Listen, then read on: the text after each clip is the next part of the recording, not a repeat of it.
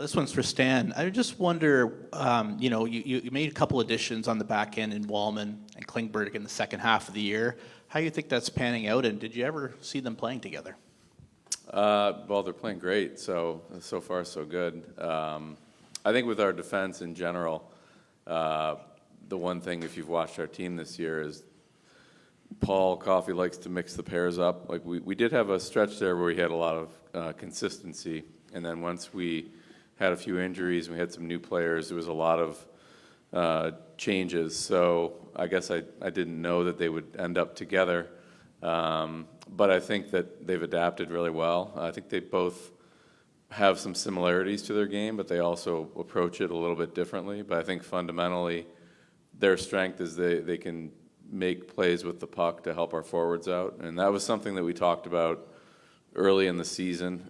We'd like to try to add a player or two who could, give our forwards a better opportunity to score. Like, we are an offensive team, and I think in transition we're really good. So the more opportunities that you can give those players to get the puck, on their stick when they need it and at the right moment, I think that's important. And also in the offensive zone, they've got the mobility and the patience and the poise to make plays. So they've done a really good job together. And I think even when they've been with other partners, they've found a way to contribute as well. Second row on the right, Nick. Hey, Stan. Jim Nill was GM of the Year each of the past 2 seasons, and he goes out and gets Rantanen, CC, Granlund. Just what do you think of the job he's done, and how does this version of the Stars present a challenge? Yeah, I think Jim's a tremendous general manager. I've known him for a long time, back to when he was in Detroit with my dad, and you knew that one day he would get his chance, and he was very patient, waiting to become a general manager. And now you see the job that he's done here. It's been remarkable, the team that he's built, and he keeps adding new pieces to it. So hats off to him for that. Dallas has been a strong team for a number of years, and I'm not surprised to see them here again. So it's a challenge for sure. They can beat you a few different ways. I think there's not just one way that they succeed, and I think at this time of year you have to have some versatility if you want to be able to win, because each round's a little bit different. I think you try to build off the previous round, but each opponent plays a different way. So I think you have to be able to adapt your game, and I think Dallas has shown that, and it's going to be a challenge. Left side, third row, Derek. Hey, Stan. I just want to circle back to Klingberg. I just want to ask you about your thought process of signing him. Obviously, he hadn't played in a long time. He had hip surgery. Just what was the thought process of going out and getting him? And are you surprised how well he's playing, or is this kind of what you kind of expected out of him here in the playoffs? Well, at the time that we first contacted him, it was probably back in early November. He wasn't close to playing. It was probably going to be January before he was ready. I think the thing that you look at with John was he's a talented player. He's been a really good defenseman for a long time, and then his game was derailed a bit with injuries. So, I think there's certainly a concern when that happens and he missed as much time. Would he be able to get back to it? But fundamentally, like, his talent never changed. It's just, is his body going to be able to respond to it? So, we spent a lot of time analyzing it and talking to different people, talking to him about the procedure he had done. We felt comfortable that he would eventually get back to healthy. And then once he joined us, it was a matter of how long would it take him to get comfortable. And it was tough because he was just getting going, and then we had the break with the Four Nations, and then right when he came back, he got hurt, and he missed a lot of time. So I guess I wasn't surprised that he's been able to play this well. We weren't sure how quickly he would get his game, and I think it took some time. But he was a great player here in Dallas for a long time. So you don't really lose your ability. And a lot of the things that John does well, they're instinctive. They're things that you don't really lose that over time, but you do need your body to be able to, cooperate, to be able to do what you want to do. And I think he's gotten to that point now, and he's been a nice player for us.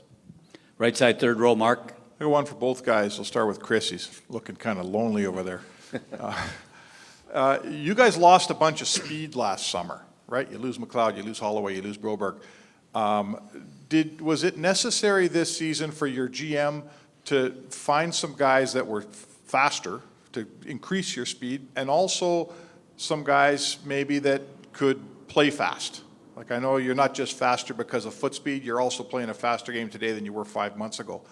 Is that part of the process? Did you have to get faster both ways? There's certain elements of the game that you need to be successful. One is you need to be able to play a physical game. You have to be able to defend and score goals. Another one is, playing fast with some pace. And I think our makeup from last year's team changed a little bit with guys who had all-out speed. They used their legs. I think collectively as a team, we got to, not that we don't have guys that can skate. We do have guys that can go up and down, but probably not as fast or as many as we had last year.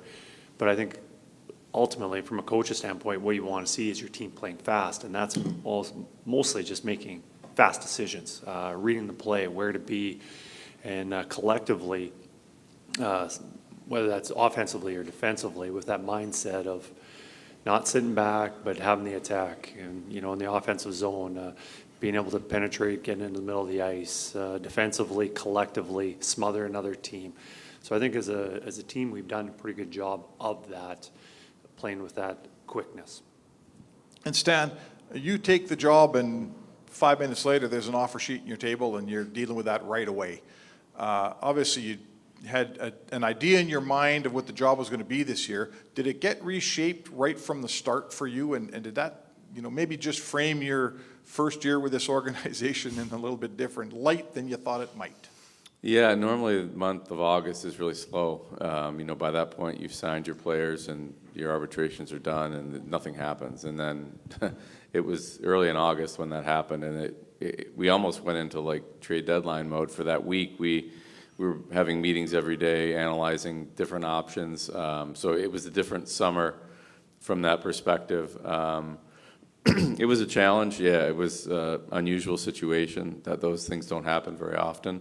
To get two of them like that, it was challenging. But, I was really pleased. I got to know my staff really well, too. I think they did a great job in that. Like, I was just getting used to the group I was working with. And, I got to give the credit to them, to the front office staff and the scouts. They did a great job.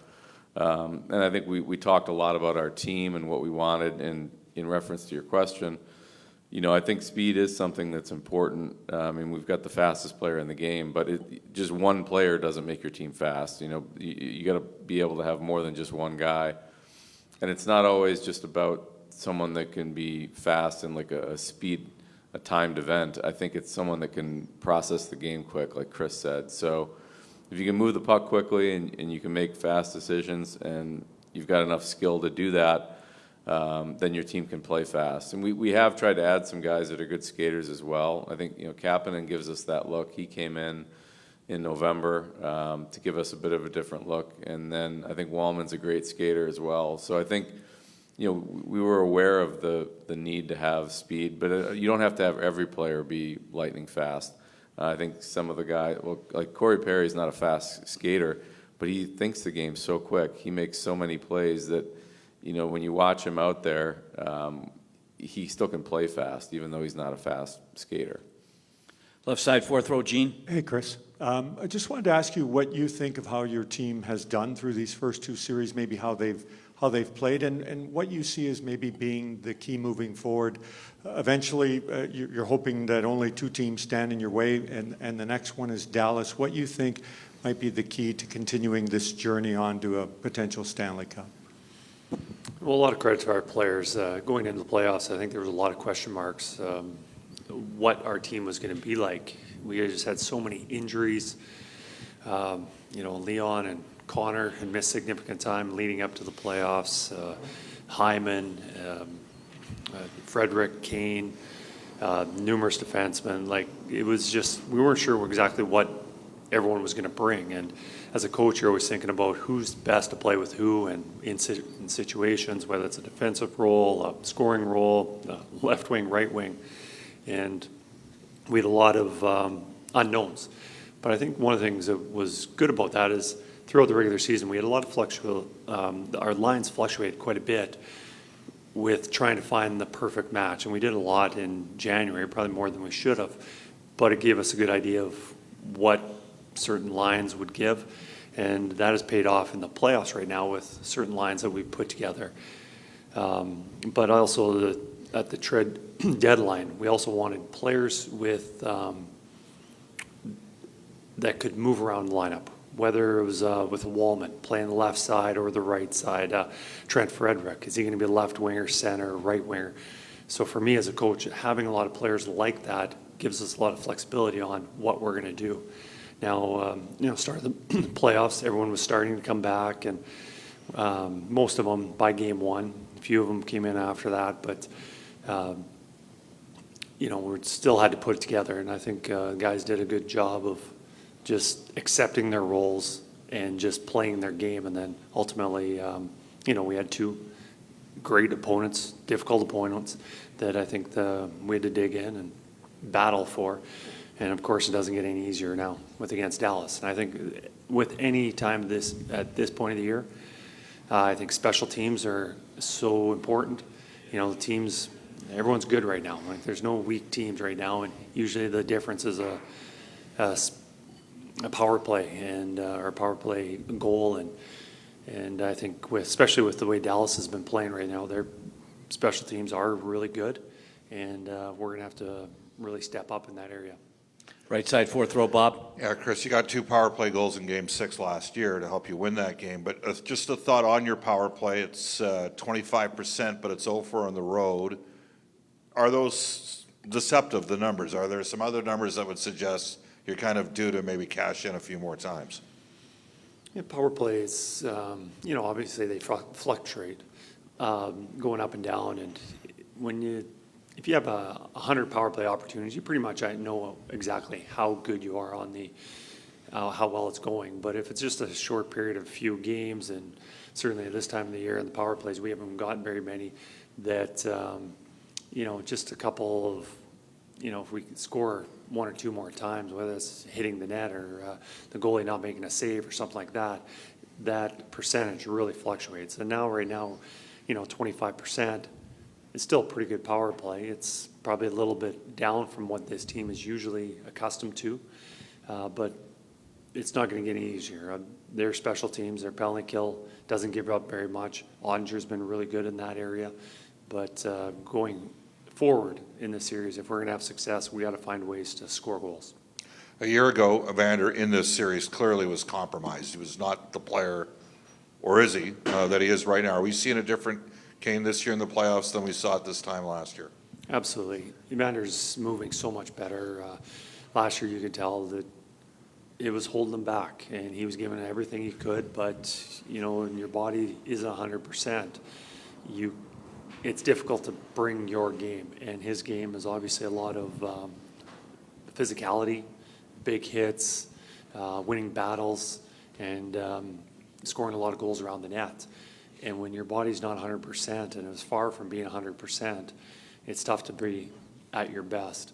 And right now, despite missing and not playing a game for 10 months and just coming back and getting up to speed, he's been looking really good. And you saw it right away in the LA series, scoring some goals and factoring in some big plays.